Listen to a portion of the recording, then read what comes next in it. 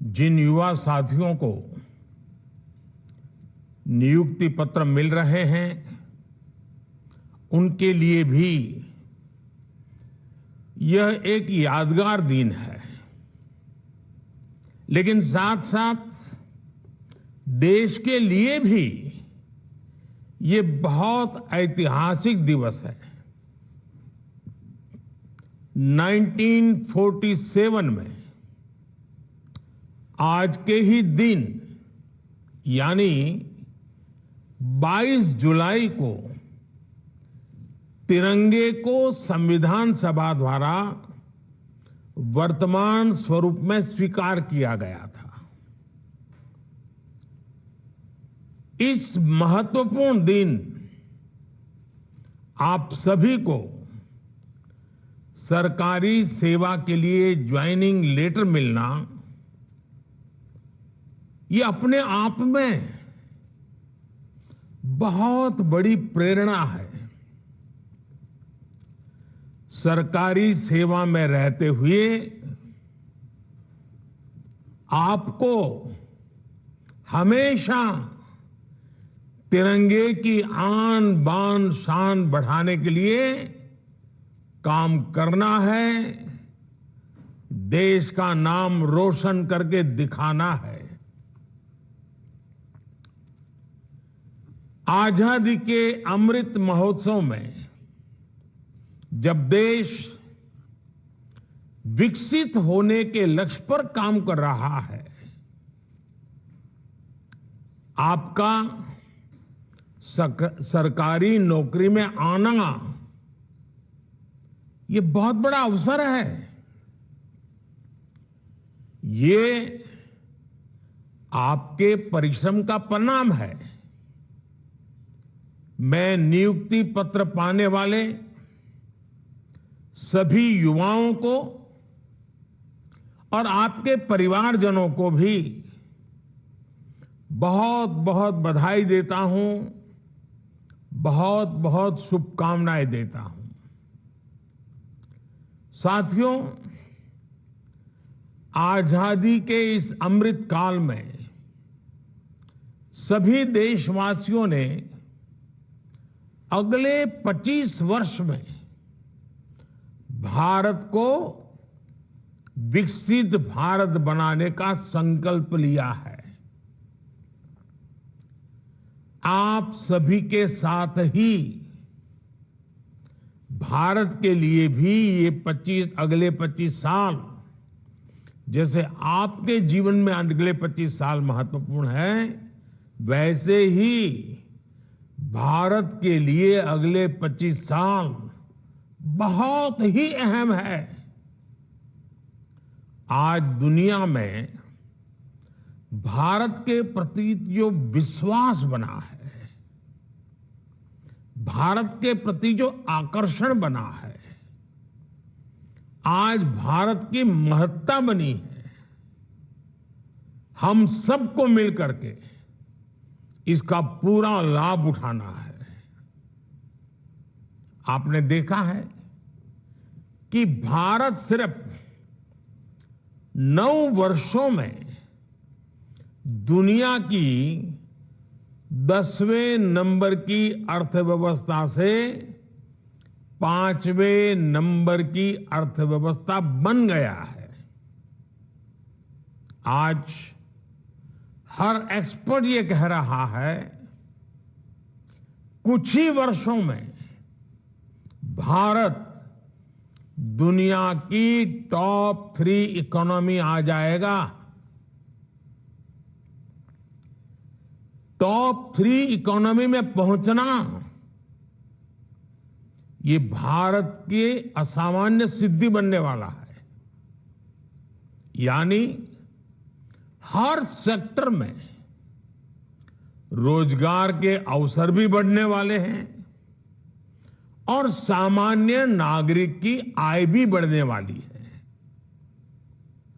हर सरकारी कर्मचारी के लिए भी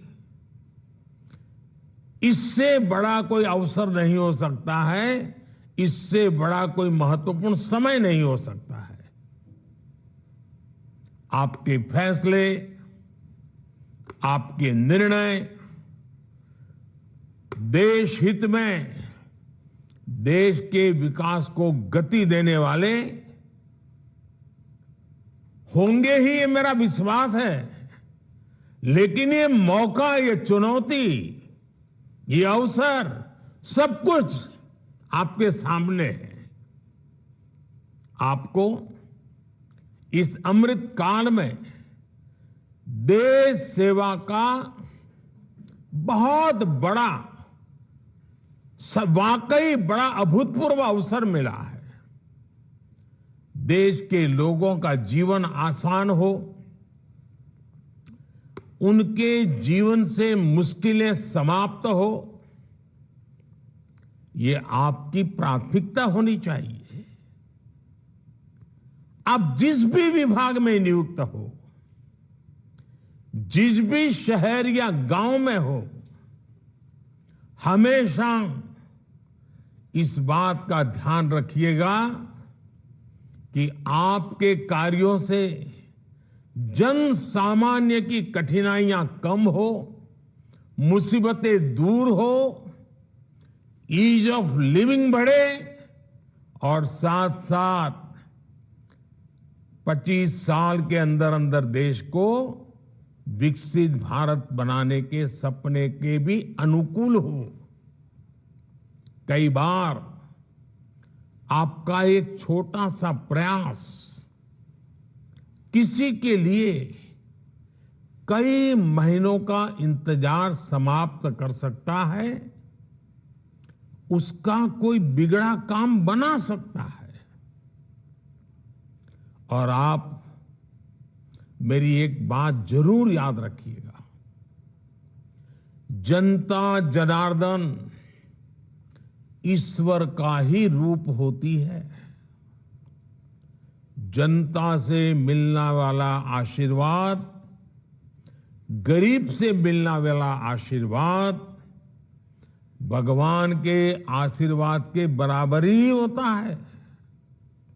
इसलिए आप दूसरों की मदद की भावना से, दूसरों की सेवा की भावना से काम करेंगे तो आपका यश भी बढ़ेगा और जीवन की जो सबसे बड़ी पूंजी होती है संतोष, वो संतोष वहीं से मिलने वाला है।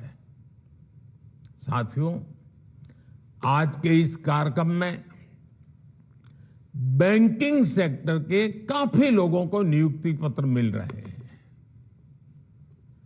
अर्थव्यवस्था के विस्तार में हमारे बैंकिंग सेक्टर की बहुत बड़ी भूमिका होती है। आज भारत उन देशों में से एक है जहां का बैंकिंग सेक्टर सबसे मजबूत माना जाता है। लेकिन 9 वर्ष पहले ऐसी स्थिति नहीं थी।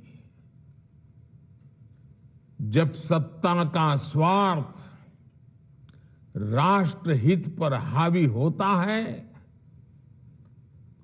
तब कैसी बर्बादी होती है, कैसा विनाश होता है। देश में कई उदाहरण हैं। ये हमारे बैंकिंग सेक्टर ने तो पिछली सरकार के दौरान ये बर्बादी को देखा है, झेला है, अनुभव किया है।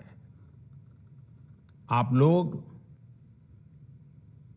आजकल तो डिजिटल युग है, मोबाइल फोन से बैंकिंग का सेवाएं लेते हैं, फोन बैंकिंग करते हैं। लेकिन आज से 9 साल पहले जो सरकार थी ना, उस समय ये फोन बैंकिंग का कल्पना ही अलग थी, रिवाज ही अलग था, तरीके अलग थे, इरादे अलग थे। उस जमाने में, उस सरकार में ये फोन बैंकिंग मेरे आपके जैसे सामान्य नागरिकों के लिए नहीं था, देश के 140 करोड़ देशवासियों के लिए नहीं था। उस समय एक खास परिवार के करीबी कुछ ताकतवर नेता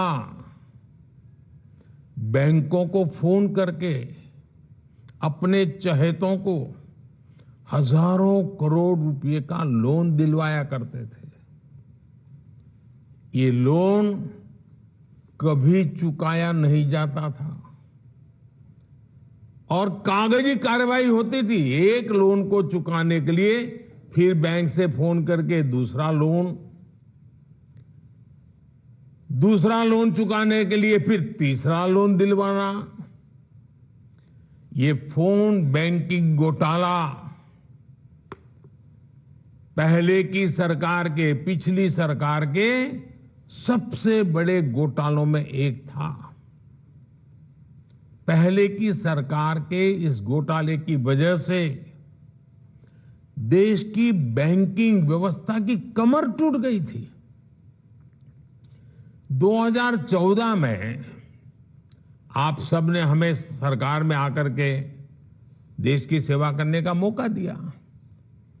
2014 में सरकार में आने के बाद हमने इस स्थिति से बैंकिंग सेक्टर और देश को मुसीबतों से निकालना एक के बाद एक कदम उठा करके काम शुरू किया।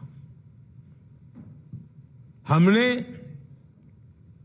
सरकारी बैंकों के मैनेजमेंट को सशक्त किया, प्रोफेशनलिज्म पर बल दिया। हमने देश में छोटे छोटे बैंकों को जोड़कर बड़े बैंकों का निर्माण किया। हमने सुनिश्चित किया कि बैंक में सामान्य नागरिक की 5 लाख रुपए तक की राशि कभी ना डूबे,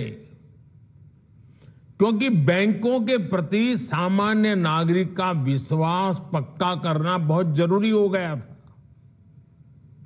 क्योंकि कई कोऑपरेटिव बैंक डूबने लगी थी, सामान्य मानवी की मेहनत का पैसा डूब रहा था और इसलिए हमने 1 लाख से उसको सीमा 5 लाख कर दी ताकि 99% नागरिकों को उनकी मेहनत की कमाई का पैसा वापस मिल सके। सरकार ने एक और महत्वपूर्ण कदम उठाया, बैंक्रप्सी कोड जैसे कानून बनाए ताकि अगर कोई कंपनी किसी न किसी कारण से बंद होती है तो बैंकों को कम से कम नुकसान हो। इसके साथ ही हमने गलत काम करने वालों पर शिकंजा भी कसा, बैंकों को लूटने वालों की संपत्ति जब्त कर ली। आज परिणाम आपके सामने है। जिन सरकारी बैंकों की चर्चा हजारों करोड़ के नुकसान के लिए होती थी, एनपीए के लिए होती थी, आज उन बैंकों की चर्चा रिकॉर्ड प्रॉफिट के लिए हो रही है। साथियों, भारत का मजबूत बैंकिंग सिस्टम और बैंक के प्रत्येक कर्मचारी,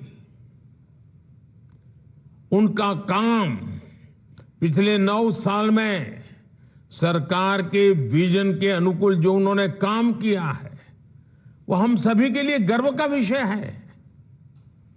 बैंक में काम करने वाले सभी मेरे कर्मचारी भाई बहनों ने इतनी मेहनत की, संकट में से बैंकों को बाहर लाए, देश के अर्थतंत्र विकास में अग्रसर होकर के भूमिका निभाई।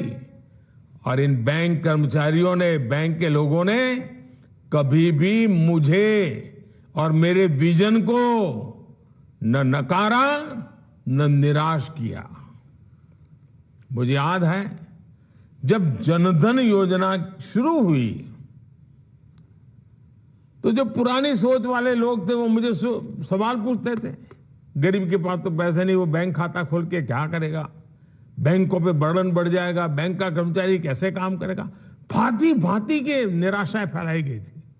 लेकिन बैंक के मेरे साथियों ने गरीब का जनधन खाता खुले, इसके लिए दिन रात एक कर दिया। झुग्गी झोंपड़ी में जाते थे बैंक के कर्मचारी, लोगों के बैंक के खाते खुलवाते थे।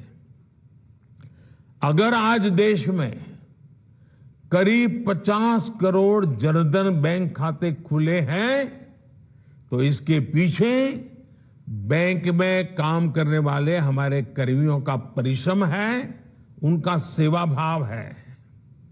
ये बैंक कर्मियों की मेहनत है जिसकी वजह से सरकार कोरोना काल में करोड़ों महिलाओं के बैंक खातों में सीधे पैसे ट्रांसफर कर पाई। साथियों, कुछ लोग पहले ये भी गलत आरोप लगाते हैं और लगाते रहे कि हमारे बैंकिंग सेक्टर में असंगठित क्षेत्र के लोगों को मदद करने के लिए कोई व्यवस्था ही नहीं है। पहले की सरकारों में क्या हुआ वो तो आप भली भांति जानते हैं, लेकिन 2014 के बाद स्थिति ऐसी नहीं है। जब सरकार ने मुद्रा योजना के माध्यम से नौजवानों के बिना गारंटी लोन देने की ठानी तो बैंक के लोगों ने इस योजना को आगे बढ़ाया। जब सरकार ने महिला सेल्फ हेल्प ग्रुप्स के लिए लोन अमाउंट को डबल कर दिया तो ये बैंक के कर्मचारी ही थे जिन्होंने ज्यादा से ज्यादा सेल्फ हेल्प ग्रुप को आर्थिक मदद पहुंचाई। जब सरकार ने कोविड काल में एमएसएमई सेक्टर को मदद करने का फैसला लिया तो ये बैंक कर्मचारी ही थे जिन्होंने ज्यादा से ज्यादा ऋण देकर एमएसएमई सेक्टर को बचाने में मदद की और 1.5 करोड़ से ज्यादा उद्यमियों का, जिसका रोजगार जाने की संभावना थी, उस छोटे छोटे उद्योगों को बचा करके 1.5 करोड़ से ज्यादा लोगों का रोजगार भी बचाया। जब सरकार ने किसानों के बैंक खाते में सीधे पैसे भेजने के लिए प्रधानमंत्री किसान सम्मान निधि योजना शुरू की तो ये बैंक कर्मी ही है जिन्होंने इस योजना को टेक्नोलॉजी की मदद से सफल बनाने में कोई कसर नहीं छोड़ी।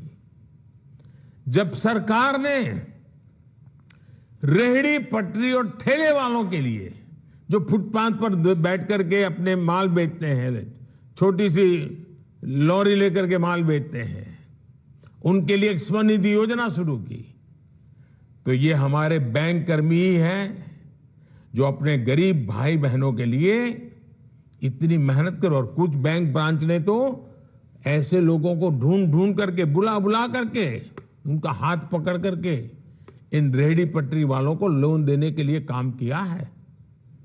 आज हमारे बैंक कर्मियों की मेहनत की वजह से ही 50 लाख से ज्यादा रेहड़ी पटरी ठेले वालों के उनको बैंक से मदद मिल पाई है।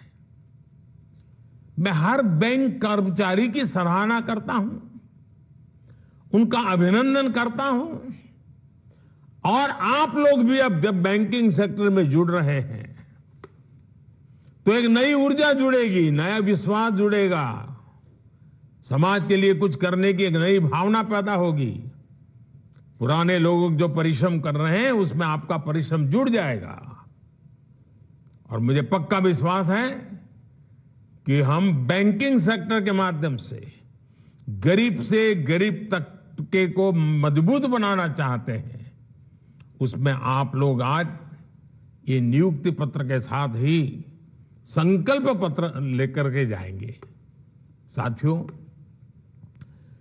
जब सही नियत से फैसले लिए जाते हैं, सही नीति बनाई जाती है तो उसके परिणाम भी अद्भुत होते हैं, अभूतपूर्व होते हैं।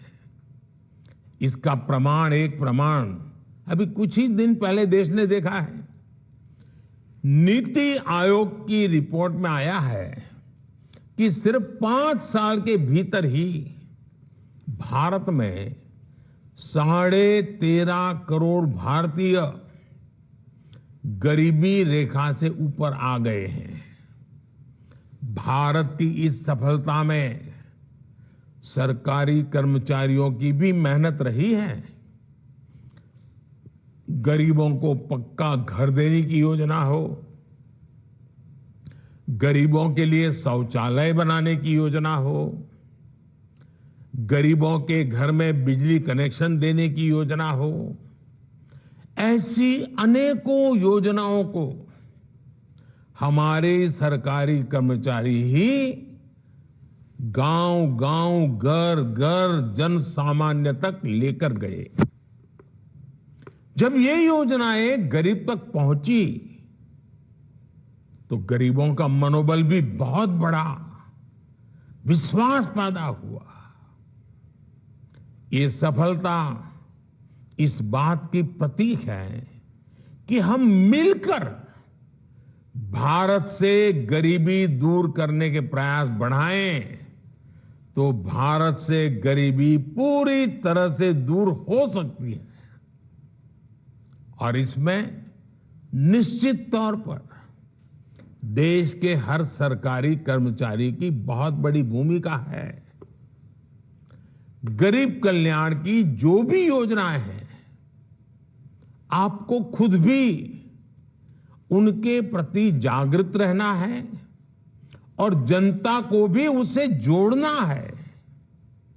साथियों, भारत में कम होती गरीबी का एक और पक्ष है। कम होती गरीबी के बीच देश में नियो मिडिल क्लास का लगातार विस्तार हो रहा है। इससे रोजगार के नए अवसर बन रहे हैं।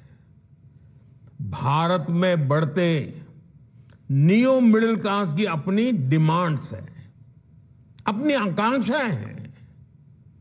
इस डिमांड की पूर्ति के लिए आज देश में बड़े पैमाने पर मैन्युफैक्चरिंग हो रही है। आज जब हमारी फैक्ट्रियां, हमारे उद्योग रिकॉर्ड उत्पादन करते हैं तो उसका लाभ भी सबसे अधिक हमारे युवाओं को होता है। आजकल आप देखिए, आए दिन किसी नए रिकॉर्ड की चर्चा होती है, नए अचीवमेंट की चर्चा होती है। भारत से रिकॉर्ड मोबाइल फोन एक्सपोर्ट हो रहे हैं। भारत में इस साल के पहले 6 महीने में जितनी कारों की बिक्री हुई है, वो भी उत्साह बढ़ाने वाली है। इलेक्ट्रिक व्हीकल्स की भी भारत में रिकॉर्ड बिक्री हो रही है। ये सब देश में रोजगार बढ़ा रहे हैं, रोजगार के अवसर बढ़ा रहे हैं। साथियों, भारत के टैलेंट पर आज पूरी दुनिया की नजर है। दुनिया में अनेक विकसित अर्थव्यवस्थाओं में लोगों की उम्र तेजी से बढ़ रही है।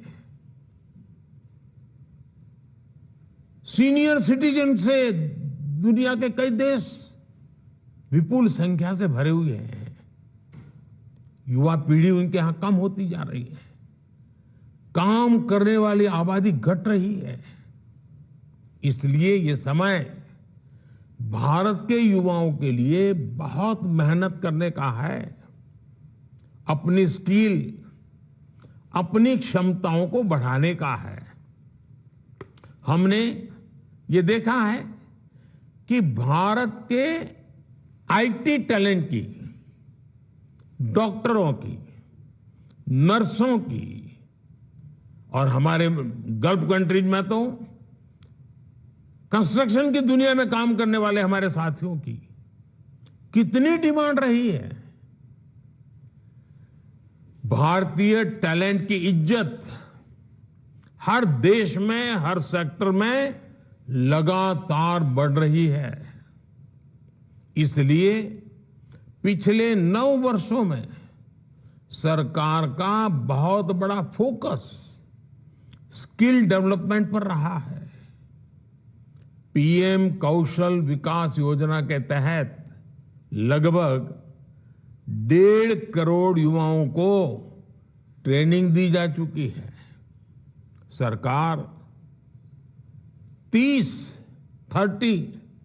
स्किल इंडिया इंटरनेशनल सेंटर भी स्थापित कर रही है ताकि हमारे युवा ग्लोबल अपॉर्चुनिटी के लिए तैयार हो सके।